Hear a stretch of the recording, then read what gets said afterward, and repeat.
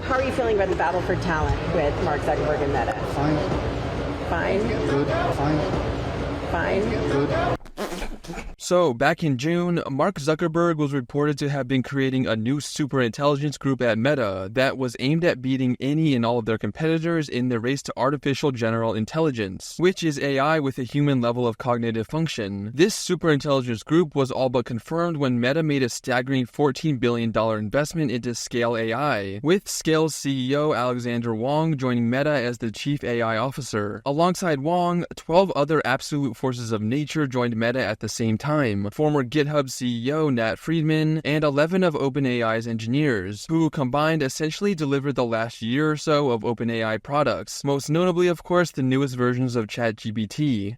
Zuckerberg had successfully poached some of the smartest dudes on the planet to join Meta. You know those graphics that ESPN or Bleacher Report post when an NBA or NFL superstar gets traded from one team to another? Well, these OpenAI engineers were getting the same treatment as those superstars. It was crazy. And it was reported that these engineers were also getting superstar money, as Sam Altman revealed that Meta was offering his OpenAI employees signing bonuses of up to $100 million in an effort to poach them. Everyone was losing their minds at this news, which was warranted. I mean, 9 figures for a job that is not for a professional sports team is just hard to wrap your head around. For reference, if my boy really received a $100 million contract with Meta, that would be essentially the same amount as LeBron James's most recent contract with the Los Angeles Lakers.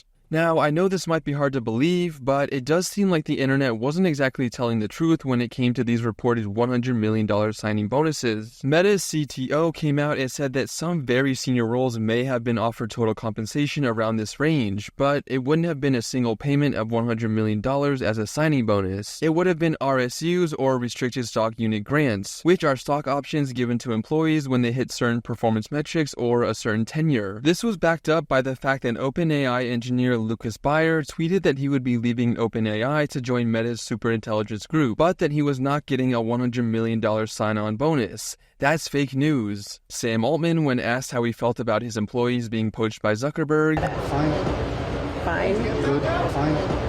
Fine? Good. To make things even crazier, just a few weeks ago, Meta successfully poached Mr. Peng, who had previously led Apple's AI models team. Peng was given a pay package that was worth well over $200 million to join Meta. Yes, $200 million for an engineer who was leading the AI models team at a company whose AI efforts have been lackluster to say the least.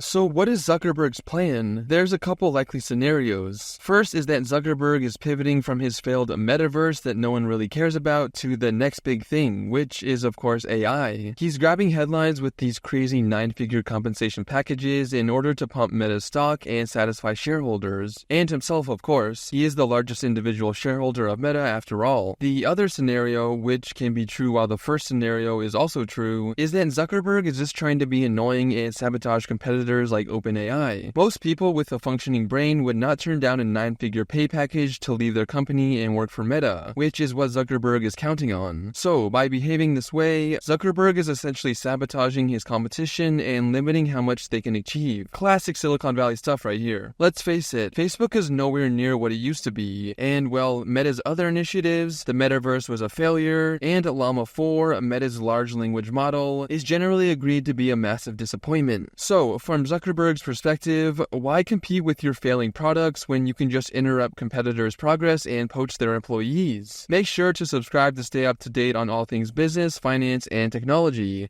Thank you for watching.